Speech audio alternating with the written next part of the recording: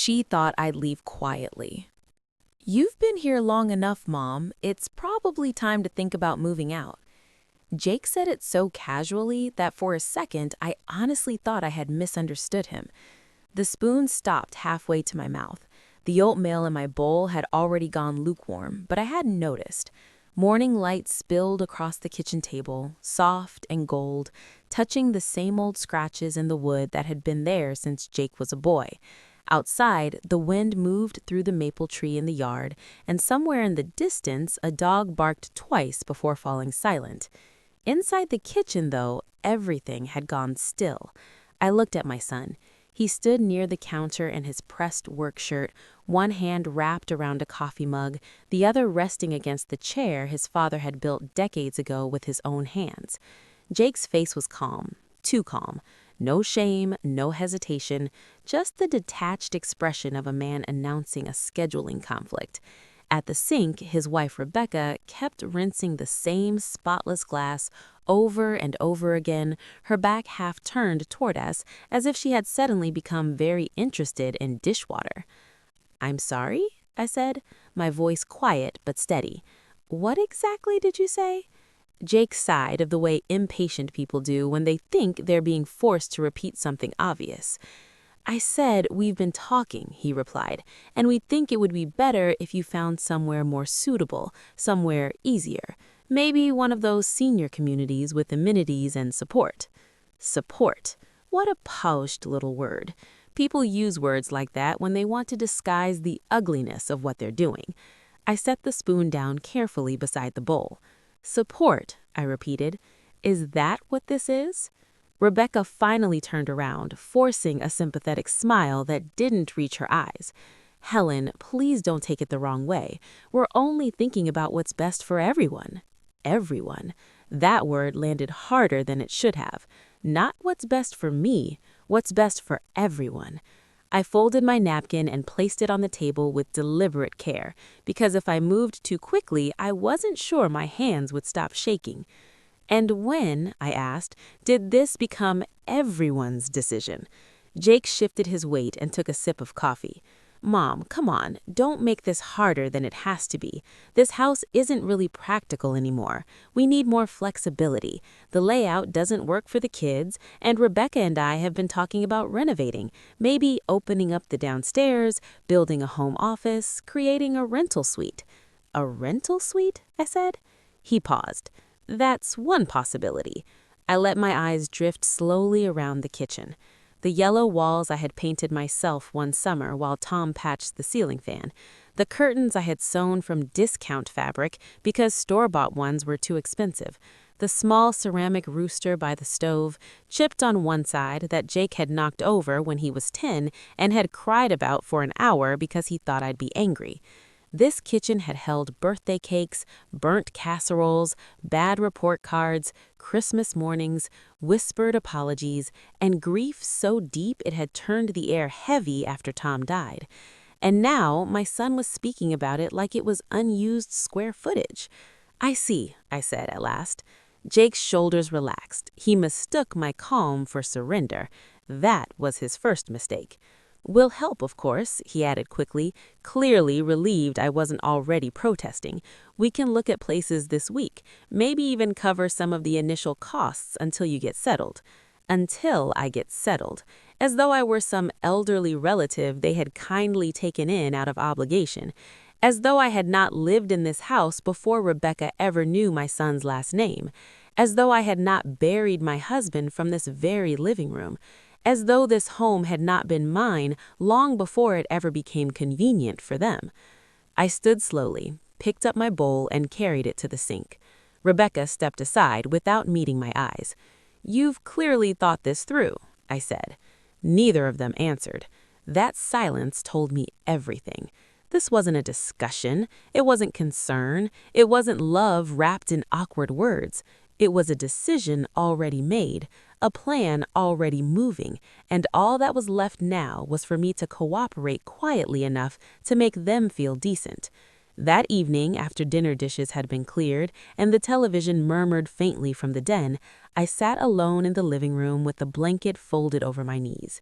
No one asked if I was all right. Jake had taken a work call upstairs. Rebecca had disappeared into her usual orbit of online shopping, scheduling, and polite avoidance. The children were at a friend's house for the night, and the whole place had settled into that strange, hollow quiet old houses get after dark. I stared at the fireplace across from me. It hadn't worked properly in years. Jake had promised more than once that he'd fix it when he had time. But time, I had learned, is something people reserve for what they value. Everything else gets postponed until it becomes invisible. The house creaked around me like it always did in cold weather. Familiar sounds, loyal sounds, the sort that belong to a place that has known your footsteps for half a lifetime. 47 years. That number sat in my chest like a stone. 47 years ago, Tom and I had stood on a muddy patch of land with nothing but a paper deed, a rusted pickup truck, and the kind of hope young couples mistake for certainty.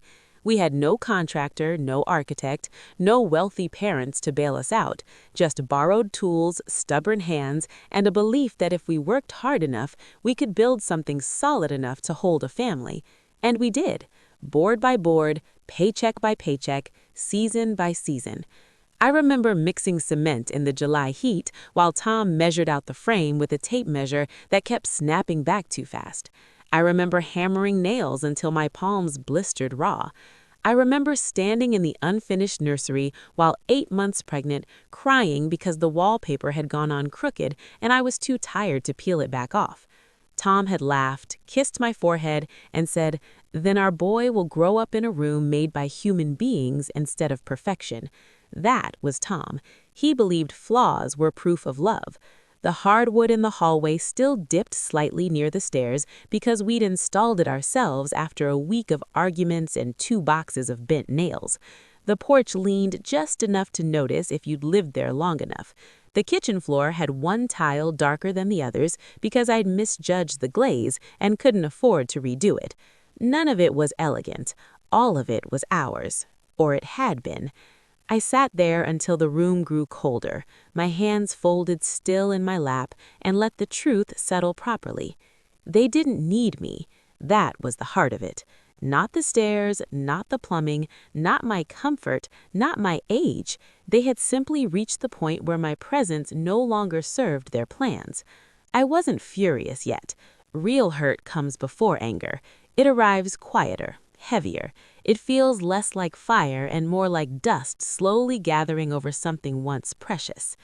After a while, I stood and walked down the hall to my bedroom. I did not pass Jake and Rebecca's room quietly enough to hear them laughing behind the closed door. Laughing, as if the day had ended well. Inside my room, I sat on the edge of the bed and opened the small walnut nightstand Tom had made for me the first Christmas after we moved in. The drawer stuck, as it always had when the weather turned damp, and then gave way with a little groan. Inside was the black ledger book I still kept, though no one knew I did. It had once held grocery budgets, hardware receipts, utility payments, and notes about insurance. Over time, after Tom passed, it became something else. A record, a witness, a place where facts sat quietly until they were needed. I lifted it out and placed it in my lap. From between 2 yellowing pages, I drew out a folded packet of documents: the original deed, mortgage release papers, tax records, a copy of Tom's will, and there, as clear as daylight, despite the age of the ink, was what my son and his wife either forgotten or never bothered to fully understand. The house was legally mine, not shared, not implied, not assumed. Mine, paid off in full 22 years ago. I stared at the papers for a long time. Then I smiled, not because I was happy, because something inside me had just shifted. The next morning, I woke before dawn like I always did. At my age, sleep arrives lightly and leaves early. I wrapped Tom's flannel around my shoulders, made myself a cup of tea, and stepped on the porch while the rest of the house still slept. Fog sat low over the yard. The grass glittered with damp. Somewhere down the street, a newspaper hit concrete with a dull slap. I lowered myself on the porch swing and let it creak under my weight. Tom used to say the house greeted the people it loved. Every groan of a floorboard, every soft complaint in the pipes, every rattle in the windows on windy nights. It was the house talking back. I used to laugh at him for that. Now I wasn't sure he'd been wrong. From the porch, I could still see the peach tree we had planted on Jake's 5th birthday. It had bloomed beautifully for years. Lately, the fruit had turned small and bitter, but every spring it still flowered anyway, as if beauty did not require sweetness to matter. I looked at it and thought, that's me. Still standing, still rooted, still blooming in ways no one in this house has bothered to notice. Behind me, through the kitchen window, I saw movement. Rebecca was up now, probably making one of her powdered green drinks and checking emails she liked to describe as urgent. Jake would follow soon in his polished shoes and busy voice, glancing at me only long enough to prove to himself he had. I did not go in right away. The first buyer came on a Monday. I baked banana bread that morning, not because I was trying to impress anyone, but because a house should smell like itself when strangers walk through it. Not like lemon disinfectant. Not like staged furniture and scented candles bought in bulk. A real home carries its own history in the air. Charlotte arrived 10 minutes early, parking half a block away so Rebecca wouldn't notice a familiar car in the driveway if she happened to come back sooner than expected. She stepped inside with quiet purpose, smoothing the front of her blazer as she entered. "One couple," she said. "Late 50s, no children at home. They're looking for something settled." "Settled is good," I said. "Thought you'd say that." She gave the banana bread an approving look. That smell alone might raise the offer. I smiled, though only faintly. If they're the kind of people who can be bought by banana bread, they're not the right ones. Charlotte laughed softly, still sharp as ever. The couple arrived exactly on time. Elaine and Martin. There was something immediately calming about them. Maybe it was the way they paused before entering, as if they understood a threshold meant something. Maybe it was how Martin wiped his shoes carefully without being asked, or the way Elaine looked at the porch railing, not critically, not with a renovator's eye, but almost with recognition. Inside, they moved slowly. That mattered to me. People reveal themselves by the speed at which they enter someone else's space. Fast people talk about changes before they've noticed what already exists. They stand in the middle of a room and start knocking down walls with their imagination. They use phrases like "good bones" in a tone that suggests everything with memory should be gutted. Elaine and Martin did no such thing. They asked about morning light in the kitchen. They asked whether the porch caught a breeze in summer. Martin stood in the garden for a long time, hands in his coat pockets, looking at the peach tree as though he understood old things could remain beautiful even after they turned less useful. "Does it still fruit?" he asked. "It does, though it's gone a bit bitter." He nodded thoughtfully. "They often do. Still bloom, though." That nearly undid me. Inside, I served tea and banana bread on the blue plates I used to reserve for holidays. Elaine took the cup in both hands and looked around the kitchen with eyes that saw, not assessed. "You must have loved it here," she said. I met her gaze. "I did. I still do." She nodded as if that made perfect sense. No one asked why the wallpaper was old. No one asked what could be modernized. No one spoke in the language of upgrades. When they left, Charlotte stayed behind just long enough to close the door softly and turn to me. "They want to make an offer," she said. "So soon?" "Full asking." I leaned one hand against the kitchen counter and let the words settle. "Do they know the house needs work?" Charlotte almost looked offended on my behalf. "They said they're not buying a project, they're buying a home." I looked toward the window over the sink. Outside, the yard looked much the same as it had for years, slightly overgrown, stubbornly alive, refusing neatness.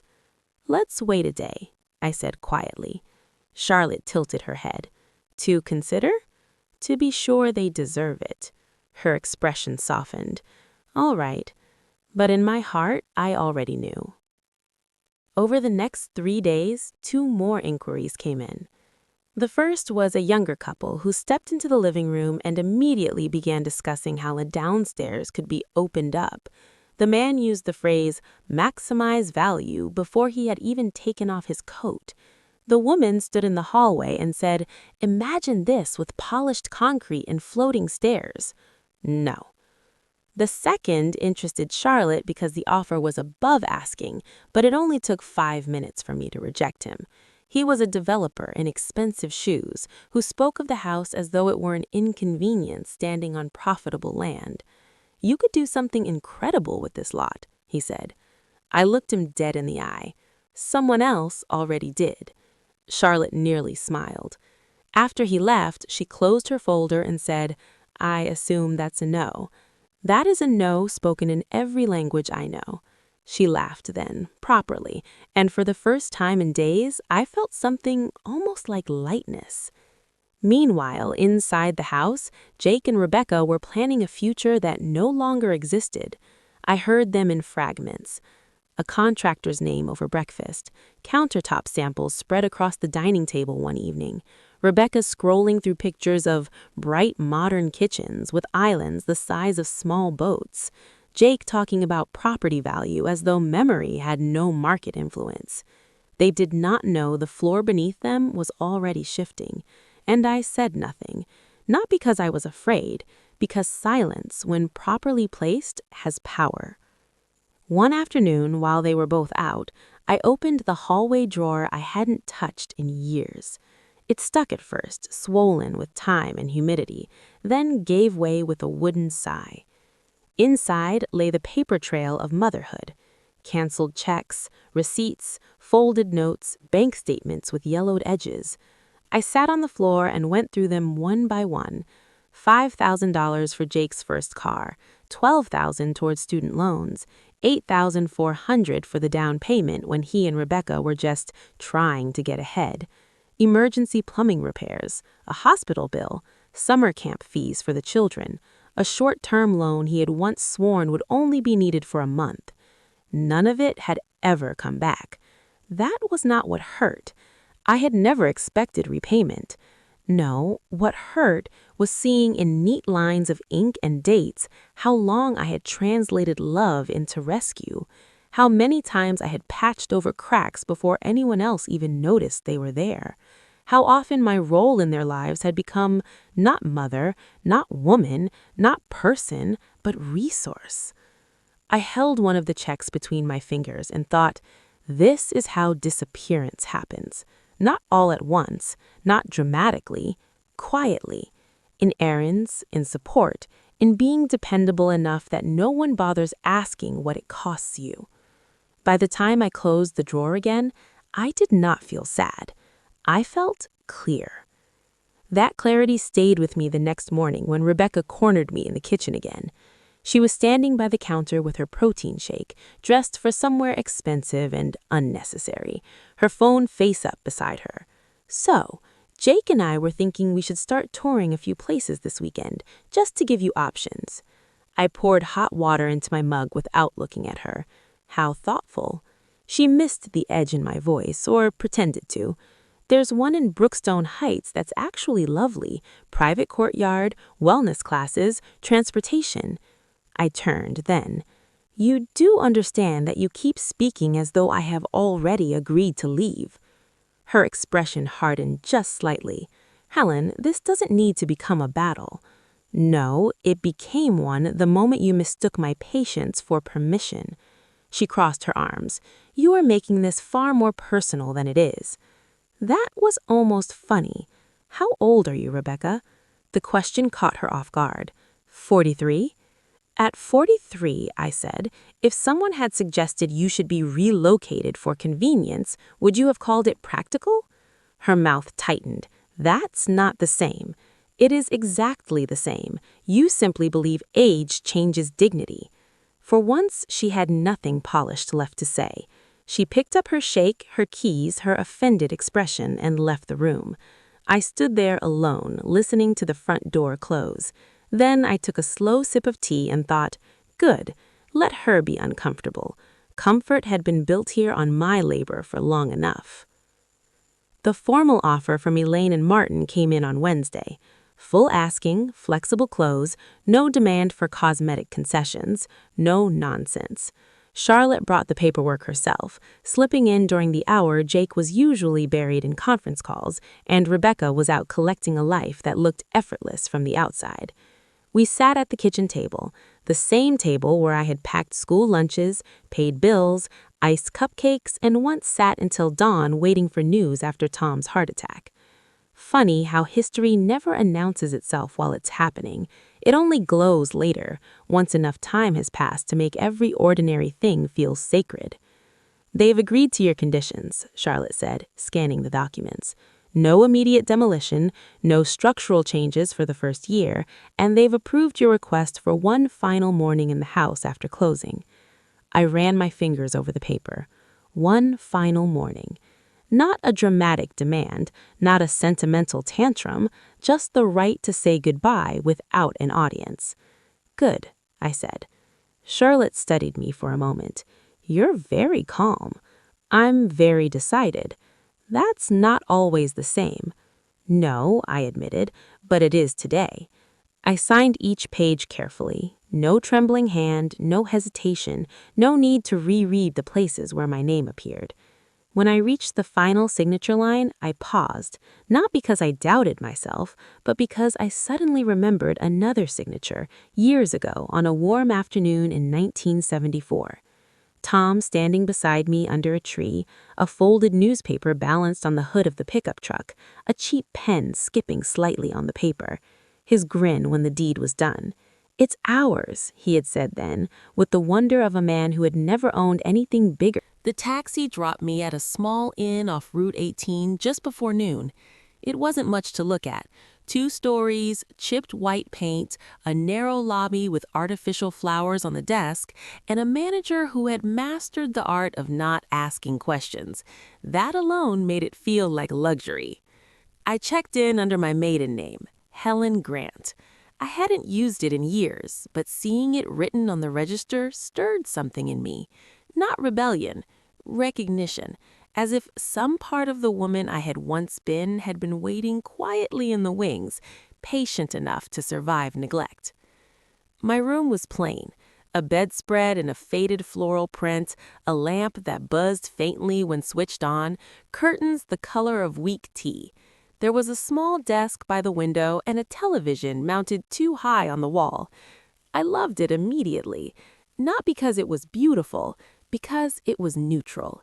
No one had expectations of me there. No one needed dinner. No one was waiting for me to make myself smaller so they could feel bigger. I set the suitcase in the corner, placed my boxes neatly by the desk, and sat on the bed without turning on the television. For the first time in months, maybe years, the silence around me belonged only to me. I slept that afternoon. Not the light, alert kind of sleep that mothers learn over decades. Not the kind where one ear stays open for a child crying, a husband coughing, a floorboard creaking, a door opening. No, this was the sleep of someone who had finally put down a weight she had carried so long she had mistaken it for part of her body. When I woke, evening had already begun folding itself across the parking lot outside. A neon vacancy sign flickered on and off in the window below. Somewhere in the room next door, water pipes knocked once in the wall. I washed my face, put on lipstick, not for anyone, just for myself, and walked across the road to the diner. The waitress was young, tired-eyed, with chipped red nail polish and a name tag that read Mara. She poured coffee before asking what I wanted, and called me Hun without making it feel cheap. I ordered pancakes. They weren't as good as mine, but they were hot, and that was enough. At noon the next day, Charlotte called. "It's done," she said. I didn't speak right away. I stood by the motel window, looking down at a cracked parking lot where a little boy was trying to balance on the yellow concrete divider while his mother smoked beside a minivan. "The papers are recorded. Funds have cleared. Keys delivered." I closed my eyes for just a moment. Done. Such a small word for the ending of an era. "And the buyers?" I asked. Delighted, she said warmly. Elaine teared up when she stepped onto the porch. Martin asked whether the peach tree needed trimming before winter. That made me smile. Good, I said softly. Charlotte hesitated, then asked, Do you want to know whether Jake has found out yet? I looked at my reflection in the motel window. No, I said. Then, after a beat, Actually, yes. There was the rustle of paper on her end. A neighbor texted me about an hour ago. There's a bit of a scene. A scene? I asked. A loud one, apparently. I let out a breath that was almost a laugh, though not quite. What kind of loud? The kind where a woman in expensive boots stands in a driveway demanding to know how this could happen. Rebecca. Of course. Charlotte lowered her voice as though the performance might travel through the line. Your son has called me 3 times. I haven't answered. Good, I said. I figured you'd say that. My phone, face down on the nightstand, buzzed just then. I crossed the room and looked at the screen. Jake calling. I showed it to no one, of course, but still some dark, dry humor rose in me. Timing had never been his strength. He knows, I said. I assumed. Don't answer him, I told Charlotte. I won't. Not yet. We ended the call. The phone rang again before I had even set it down. Jake. Then again. Then again. When the messages started, I sat in the chair by the window and read them one by one. Mom, where are you? Why is there a sold sign in front of the house? What did you do? Call me immediately. Then Rebecca. There must be some mistake. Tell me this is temporary. We had plans.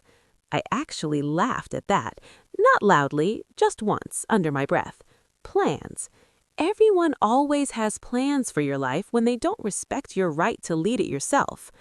A few minutes later came the longest message, this one from Jake. Mom, I don't understand why you would do something like this without telling us. We were trying to help you. You've put us in a very difficult position. The kids are upset. Rebecca is furious. Please call me so we can figure this out. I read it twice. Not once in that whole message did he ask whether I was all right. Not once did he say he was sorry. Not once did he wonder if perhaps the woman he had tried to relocate from her own life had reached a limit. Only this. You've put us in a difficult position. I placed the phone face down again.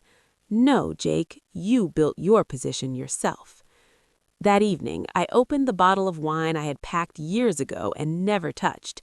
It had traveled from shelf to shelf through birthdays, holidays, illnesses, recoveries, funerals, ordinary Tuesdays. I poured a glass into one of the inn's thick little tumblers and sat by the window while the sky turned from gold to ash. It wasn't a grand celebration. It was better. It was private. At 7 p.m., I turned my phone off entirely. Not out of anger, out of completion. I returned on a Tuesday. The new cottage would not be ready for 3 more days, but Charlotte had secured what I'd asked for in the sale agreement, one final morning in the house alone after closing. Elaine and Martin had agreed with such grace that it almost hurt. We'll leave the door unlocked until noon. She should have as much time as she needs. So I arrived just after sunrise. The street was quiet, washed in that pale early light that makes every neighborhood look softer than it really is. The porch bulb still flickered faintly above the front door. I'd meant to change it for months. The key was no longer mine, and yet the house opened to me one last time. Inside, the air had changed. Not worse, not better, just no longer waiting for me. The rooms were emptier now. My furniture had gone where it needed to go. The walls looked oddly exposed without the photographs, the shelves, the soft clutter of a life fully inhabited. Echoes had returned, and with them that strange chapel-like feeling empty rooms sometimes have, as if they are trying to remember all the voices they once held. I stepped into the foyer and stood still.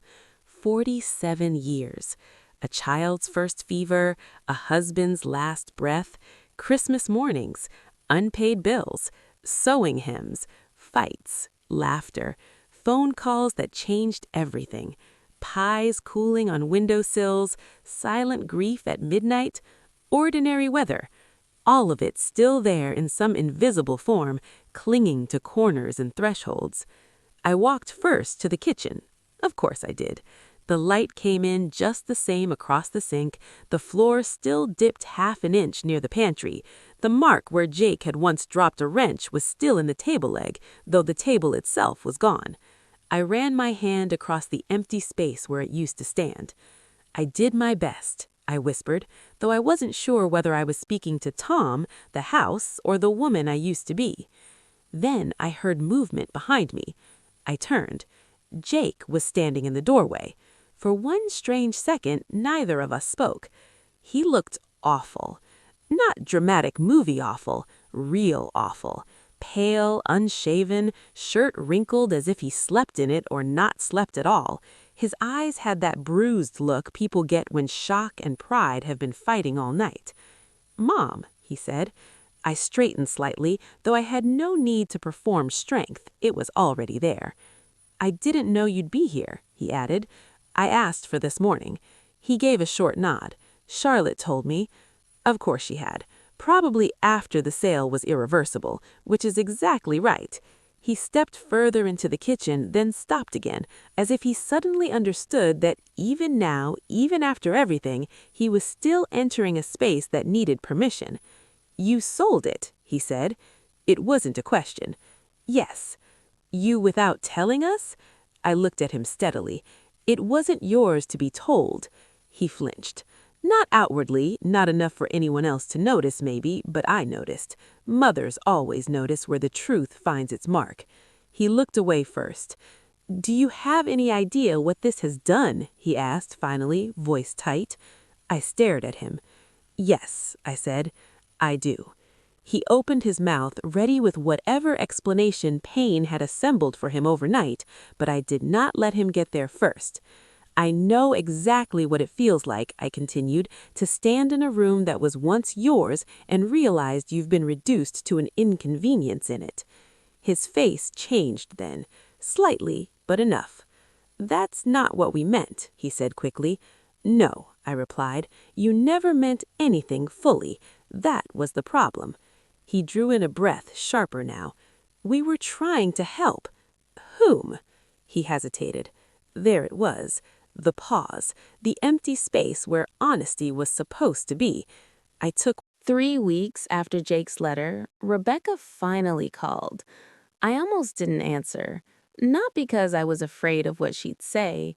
That season of my life had passed. But because some voices carry a weather with them, and I had only just begun to enjoy clear skies. Still, I answered. "Helen," she said. Not Mom, not even the strained politeness of Mrs. Mayfield, just Helen, clipped and cautious, like she wasn't sure what title I had earned in this new arrangement. "Yes?" A pause. Then, "I suppose Jake told you Ellie has been asking to come over again." "He did." Another pause. She had always hated silence. It forced her to stand too close to herself. "I wanted to say—" She stopped, started again. "This situation has been very hard on the family." I looked out through the cottage window. Rain had just started, light and patient against the porch rail. "I imagine it has." Her breath sharpened slightly. She had expected resistance or surrender, not stillness. "The children were confused," she said. "We were caught completely off guard." I said nothing. "And frankly," she continued, "I think the way this was handled was extreme." There it was. Not grief, not reflection. Assessment. As though my leaving had been a scheduling inconvenience. I let her words hang for a moment before answering. "What exactly would have felt less extreme to you, Rebecca?" She hesitated. "If you had spoken to us." "I did speak to you." "That's not fair." "No," I said calmly. "What wasn't fair was being treated like removable furniture in the home I built."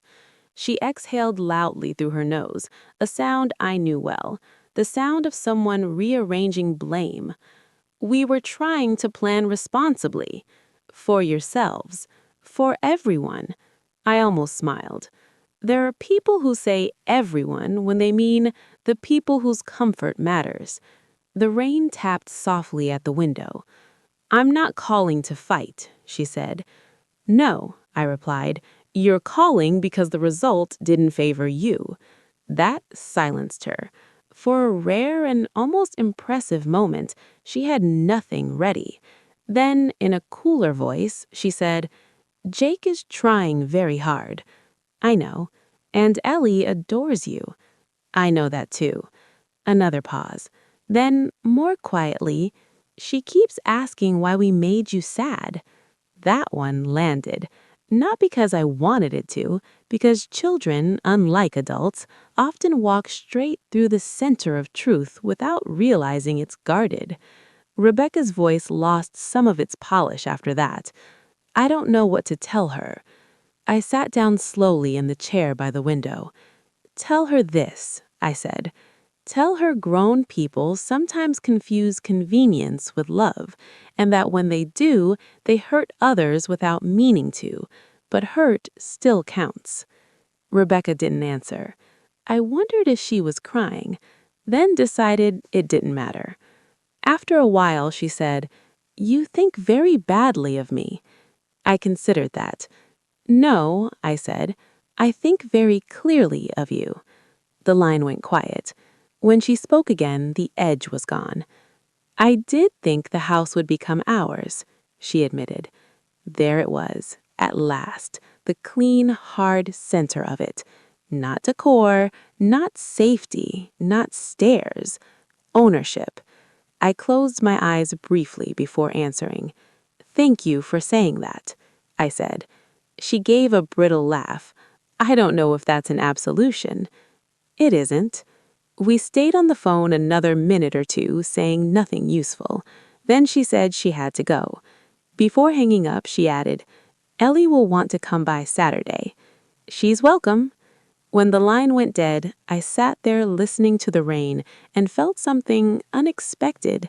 Not victory, not forgiveness either, just confirmation.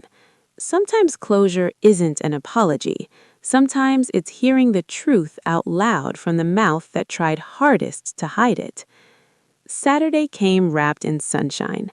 Ellie arrived with a backpack full of crayons, 2 books, 1 sock half falling off her heel, and the solemn urgency of a child arriving on important business. "Grandma," she whispered the moment she entered. The moment she entered. "Daddy packed me apple slices, but I also want cookies." I leaned down and whispered back, "Good, that means your instincts are healthy." She laughed so hard she snorted. We baked that afternoon. Sugar cookies first, then banana bread because she said the house smelled happier when something was in the oven.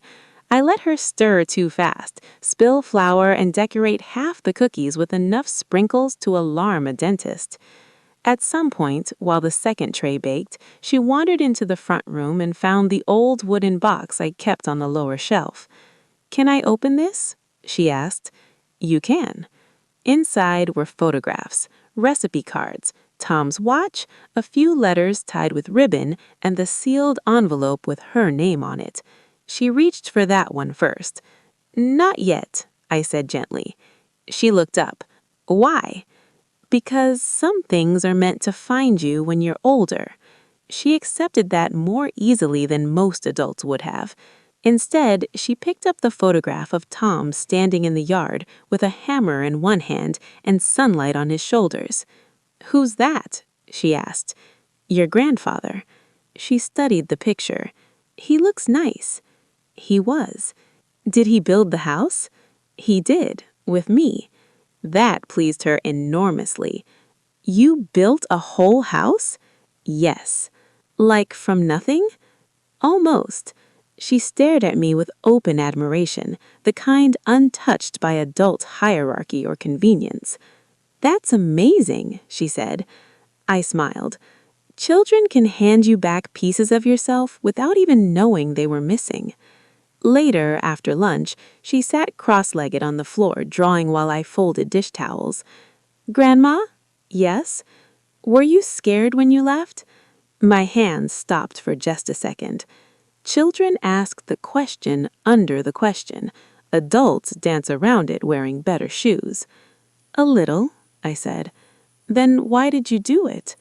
I folded the towel once more before answering. "Because sometimes staying somewhere that hurts you quietly is scarier than leaving." She nodded as if that made perfect sense. Maybe it did. Maybe we teach children to complicate truth later. When Jake came to pick her up, he stood a little awkwardly on the porch, hands in his pockets, like someone approaching a church after having missed too many Sundays. "She have a good time?" he asked. "Wonderful," I said. Ellie pushed past him, holding a paper plate of cookies. "Grandma says your instincts are weak because you packed apples." Jake looked at me. I lifted one shoulder. "Accurate." To my surprise, he laughed.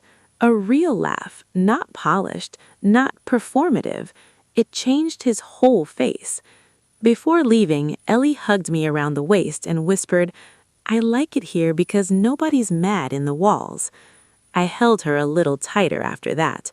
When they drove away, I stood on the porch for a long while. Nobody's mad in the walls. From the mouth of a child. Sometimes that is all the verdict you need. A month later, I finalized the trust. Linda at the bank had everything prepared neatly in a blue folder. She still wore those red-framed glasses and the kind of lipstick that made her look like she trusted herself more than the world, which I admired. "Primary beneficiary remains you," she said, adjusting the papers. "Secondary transfer to Ellie under the stated conditions. Educational access, housing protection, discretionary release beginning at 30. "Good." She slid the last page toward me. "And the letter stays sealed with the trust." "Yes." She looked at me over the rims of her glasses. "You've put a great deal of thought into this." I've had practice thinking for people who assumed I wasn't. That got a short laugh out of her. I signed carefully. My name looked steadier now than it had a month ago. Not younger, not happier, just steadier. The letter for Ellie was simple. No grand speech, no bitterness, no family mythology scrubbed shiny for future generations. Just truth. I wrote that love is not proven by how much you can endure in silence, that generosity without respect becomes a kind of erasure, and that homes are not made wholly by ownership, but by the people who are safe inside them, and that if you ever found yourself shrinking to fit someone else's comfort, you should remember you came from women who built things with their bare hands and left when staying became a slow kind of disappearance. At the bottom, I added one final line. "You do not owe anyone your vanishing." I sealed it and placed it with the trust's documents. Not for now, for the day she might need language for something she has not yet lived. Winter arrived softly that year. The cottage held heat well. Mornings became a ritual of thick socks, tea, library books, and the little lamp by the chair that made everything feel gentler after 4. Summer came gently to the cottage. Not with noise, not with fanfare, just a slow warmth across the porch boards, bees in the lavender by the fence, and the kind of evening light that made everything look forgiven. By then, my life had settled into a shape that no longer surprised me. Mornings began with tea, afternoons belonged to books, errands, and sometimes Ellie. Evenings were for stillness. It's a strange thing, building peace after spending so many years being useful instead. At first, I kept waiting for someone to interrupt it. A demand, a crisis, a sigh from another room, a sharp little voice disguised as concern. But peace, real peace, is stubborn in its own way. Once it learns your name, it likes to stay. Jake came more often that summer, never empty-handed. Sometimes peaches from the market, sometimes soup. Once a new watering can because he said mine looked like it had fought in 2 wars and lost both. I told him that was rude. He said it was accurate. We both laughed. The laughter came easier now. Not because everything had been repaired. Some things are never repaired. They are simply acknowledged, then carried differently. That, I think, is the closest most families ever get to grace. Rebecca still kept her distance, though she'd softened in the way people do when life reminds them they are not as central as they once imagined. She sent muffins once. Too dry, but I appreciated the effort. And Ellie moved through my cottage like sunlight. Unannounced, wholehearted, impossible to resent. One Saturday, she arrived with a shoebox tucked under her arm and a seriousness so dramatic I almost smiled before she even spoke. "Grandma," she said, "I brought important things." I set down my teacup. "That sounds official." "It is." She placed the shoebox on the kitchen table and opened it with ceremony. Inside were drawings, school papers, a friendship bracelet with 3 broken beads, a little plastic horse, and one folded piece of paper covered in careful, crooked handwriting. "What's all this?" I asked. "My treasures," she said. I looked at her. She looked back at me as if this were obvious. Then she pushed the folded paper toward me. "That one says what happens if I die." I nearly choked on my tea. "It does?" She nodded solemnly. "Miss Carter said people should have wishes." I unfolded it slowly.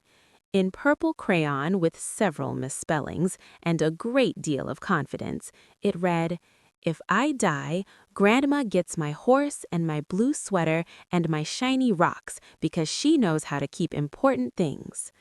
I laughed then, a full, helpless laugh I hadn't expected, the kind that shakes something loose in your chest. Ellie looked pleased with herself. "It's very generous," I said. "I know." I folded the paper carefully and handed it back. "You should keep this safe." She shook her head. "No, you keep it."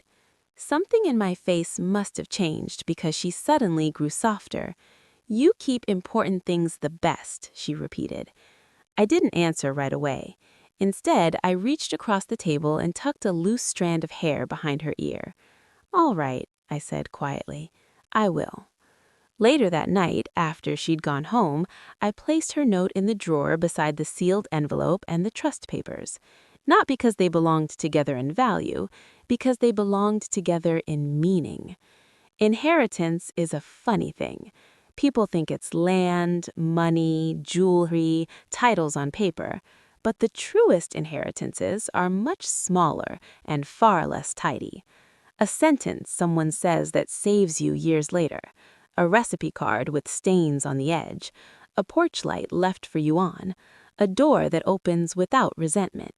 The memory of one person in your life who looked at you clearly and did not turn away. That is what lasts. In August, the library held a small community fair. Nothing grand. Tables with used books, a bake sale, a trio of retired men playing jazz standards badly, but with enthusiasm. I brought lemon squares. Ellie insisted on helping, which meant I brought lemon squares and also several that looked as though they had survived a structural collapse. She wore a yellow dress and introduced me to strangers as though I were a local legend. "This is my grandma," she told a woman near the bookstall. "She built a whole house and sold it because people were being disrespectful." The woman blinked, then turned to me with what looked suspiciously like admiration. "Well," she said, "good for you." "Thank you," I said. Jake, standing a few feet away with 2 paper cups of lemonade, nearly laughed himself hoarse. "You've become family folklore," he murmured as he handed me a drink. "I've earned it." He nodded. "Yes," he said, "you have." There was no argument in him anymore when it came to me, no subtle rearranging of events to make himself more comfortable, no smoothing the truth down until it barely resembled what happened. He had begun, slowly and imperfectly, to live beside the truth instead of trying to edit it. That mattered more than apology ever could. Toward the end of the fair, while Ellie sat under a tree trading stickers with another girl, Jake and I found ourselves alone near the used book table. The air smelled like grass and paper and sugar. He picked up an old hardback, flipped it open, then closed it again. "I've been thinking about Dad a lot lately," he said. "So have I." He nodded. "I think when he died, I started treating everything like something to secure. The house, money, stability, plans." He swallowed. "Like if I held enough, nothing else could leave." I looked at him for a long moment. Grief does that, turns love into control if you don't watch it carefully. "You were scared," I said. He gave a small, unhappy smile. "That doesn't excuse it." "No," I said, "but it explains some of it." He stared out toward Ellie. "I really did stop seeing you clearly."